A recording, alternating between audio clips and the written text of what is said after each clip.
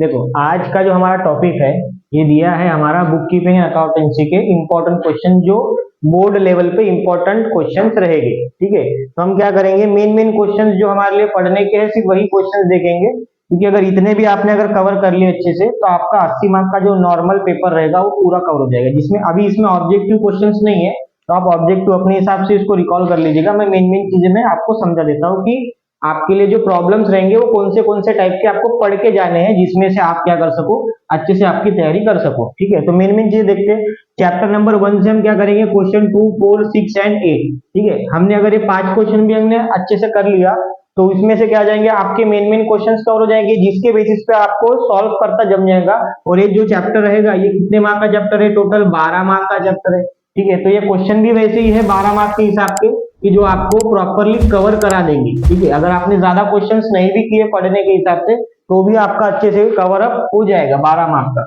Chapter number 2 में से 8, 9, 10, 8, 9, 11, 13, 17 और अनसॉल्व क्वेश्चन नंबर 7। आपने अगर इतना भी कर लिया ये 5-6 क्वेश्चन तो भी आपका क्या हो जाएगा, कवर हो जाएगा चैप्टर 2। ये भी 12 मार्क का चैप्टर है। ठीक है, इसके और में ये दोनों क्वेश्चंस जो चैप्टर्स रहेंगे वो बहुत इंपॉर्टेंट चैप्टर है। ठीक है, तो इस चीज के ऊपर ध्यान रखिएगा। ठीक है, क्योंकि इसमें से आपकी मेन मेन चीजें कवर हो जाएगी। अब चैप्टर नंबर 3 और चैप्टर नंबर 4 ये दोनों और में आते हैं, ध्यान रखना। चैप्टर नंबर 3 और चैप्टर नंबर 4 ये जो दोनों चैप्टर्स रहेंगे ये आपके रहेंगे और में। ठीक है, एक तो कोई चैप्टर नंबर 3 करो या तो फिर आप चैप्टर नंबर 4 करो। ठीक है, तो दोनों में से आपके लिए जो इंपॉर्टेंट रहेगा वो हम लोग देख लेते हैं यहाँ पे क्या क्या चीजें हैं। सबसे पहले देखेंगे चैप्टर नंबर 3 है एडमिशंस के ऊपर है, और चैप्टर नंबर 4 ये रहेगा रिटायरमेंट के ऊपर। अगर आपको एडमिशन आता है तो आप एडमिशन का क्वेश्चन करो, रिटायरमेंट का आता है रिटायरमेंट का। मैंने दोनों के इंपॉर्टेंट क्वेश्चन लिखा दिया। अब एडमिशन थोड़ा सा ज्यादा अच्छे से आ जाता है अगर रिटायरमेंट के हिसाब से देखे तो, बट अगर किसी को रिटायरमेंट जमता होगा तो रिटायरमेंट कर सकते हैं। लेकिन एडमिशन के इसमें एक मेन चीज ध्यान रखना कि अगर न्यू पार्टनर शेयरिंग रेशियो से अगर कोई कैलकुलेशन करते हैं तो उसके कैलकुलेशन किस हिसाब के रहेंगे, तो उसके क्वेश्चंस भी मैंने मेंशन करके रखा हूं, तो आप वो भी क्वेश्चंस कर सकते हो। ठीक है, तो आप 2-3 क्वेश्चन या 4-5 क्वेश्चन भी आप तरीके से कर लेते हो तो भी आपकी प्रैक्टिस हो जाती है। और रिटायरमेंट में तो मैंने सिर्फ 2-2 या 4 क्वेश्चन दे के रखा हूं। अगर रिटायरमेंट आता है अच्छे से तो रिटायरमेंट कर लो।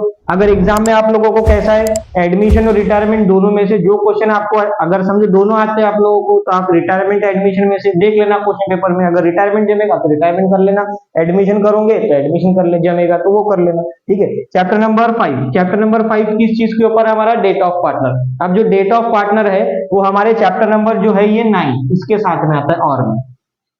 ये समझा देता हूँ, चैप्टर नंबर 5 और चैप्टर नंबर 9 ये दोनों क्या आते हैं एक साथ और में चैप्टर्स आ जाते हैं हमारे। ठीक है, अगर चैप्टर नंबर 5 आपको जब तक देखो मेन चीज क्या है, ये एडमिशन ये पार्टनरशिप के चैप्टर्स है। 1, 2 ये पहला चैप्टर तो अपना फाइनल अकाउंट का है हमारा, उसके बाद 3rd, 4th, 5th और 6th इनके कैलकुलेशंस एक तरीके की है। थोड़ा बहुत अगर फॉर्मेटिंग देखे तो थोड़ा सेम टाइप का है, कैपिटल्स अकाउंट वगैरह का, बैलेंस शीट का, मेन मेन चीजें। ठीक है, और गुडविल कैलकुलेशन जो निकलता है वो सब चीजें हैं। अब 5वां चैप्टर और 9वां चैप्टर अगर आपको 5वां चैप्टर आता है तो आप 5वां करो, 9वां आदत 9वां 9 चैप्टर में से तो ये 2 क्वेश्चंस, क्योंकि यहाँ पे मेन चीजें क्या रहती है 9 चैप्टर में आपको रेशियो निकालना पड़ता है, रेशियो एनालिसिस के क्वेश्चंस है, और यहाँ पे बैलेंस शीट के परसेंटेज निकालने पड़ेंगे, profit and loss income statement के परसेंटेज निकालने पड़ेंगे। इसके लिए 5 चैप्टर मेरे लिए हिसाब से इंपॉर्टेंट रहेगा, जिसमें मैंने ये सॉल्व के 3 क्वेश्चन और अनसॉल्व के 2 क्वेश्चन ये आपके लिए मेंशन कर दिए। चैप्टर नंबर 6 जो चैप्टर नंबर 6 है हमारा डिसोल्यूशन, और चैप्टर नंबर 7 ये दोनों चैप्टर और में आते हैं एक दूसरे के।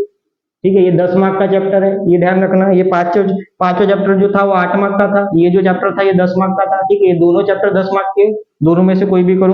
5वां और 9वां चैप्टर ये दोनों भी 8 मार्क के हिसाब के है, तो आप दोनों में से जो जमता है आप वो कर सकते हैं। मेरे हिसाब से तो 5वां चैप्टर करना चाहिए, लेकिन 9वां आता है तो 9 कर सकते हो, क्योंकि इसमें फॉर्मेटिंग पे बस आपको परसेंटेज निकालना है।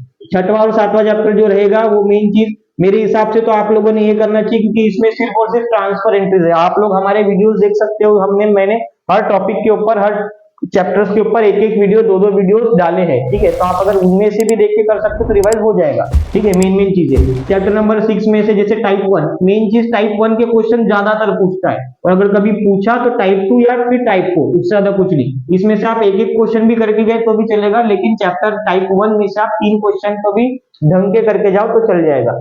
चैप्टर नंबर 7 में से मेन चीज है फॉर्मेट कर लो 5 मार्क का, फॉर्मेट भी कर लिया 5 मार्क का। कभी कभार ऑब्जेक्टिव में पूछ लेता है फॉर्मेट 5 मार्क का तो जम जाता है।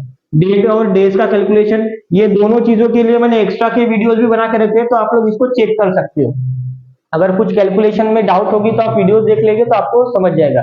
ज्यादा से ज्यादा जमा तो आप डिस्काउंटिंग ऑफ बिल या एंडोर्समेंट का क्वेश्चन कर सकते हो। चैप्टर नंबर 8 जो है वो इश्यू ऑफ शेयर्स का है, इसमें ये भी चैप्टर 8 मार्क का है। चैप्टर नंबर 8 और चैप्टर नंबर 10, ठीक है, कौन सा चैप्टर नंबर 8 और ये चैप्टर नंबर 10, ये दोनों एक दूसरे के और में आते हैं, ठीक है। तो अगर आपको थ्योरी जमती होगी लिखना, नहीं इश्यू ऑफ शेयर आता है तो आप थ्योरी करो। तो थ्योरी में आपको फीचर्स, वैशिष्ट, इंपॉर्टेंस, महत्व और आखिरी में वाउचर एंट्री दी है टैली की, आप वो भी करके चले गए तो भी आपका 8 मार्क का क्वेश्चन कवर अप हो जाएगा। लेकिन मेरे हिसाब से आप चैप्टर नंबर 8 करो, जिसमें से आपको कॉलिन एरियर्स, कॉलिन एरियर्स के और फॉरफीचर, ध्यान रखना, कॉलिन एरियर्स और फॉरफीचर जो जब्ती रहती है ना, शेयर जब्त कर लेते हैं, उसके आपने और री इशू, ये मेन चीज, ये 3 क्वेश्चन भी आपने ढंग से कर लिया, आपका चैप्टर, क्योंकि थ्योरी के ऊपर उतने मार्क्स नहीं था। हाँ, अगर आपको आता ही नहीं है तो आप छोड़ दो, लेकिन अगर आता है तो आप 8वां चैप्टर 8 मार्क्स के हिसाब का कवर करिए, ठीक है। तो ये मेन चीजें थी जो मैंने कवर कर लिया, ठीक है। तो आप इसमें से चाहे तो कर सकते हो, लेकिन आप इसके अलावा भी दूसरे भी कुछ क्वेश्चंस पढ़ के जाओ, ठीक है।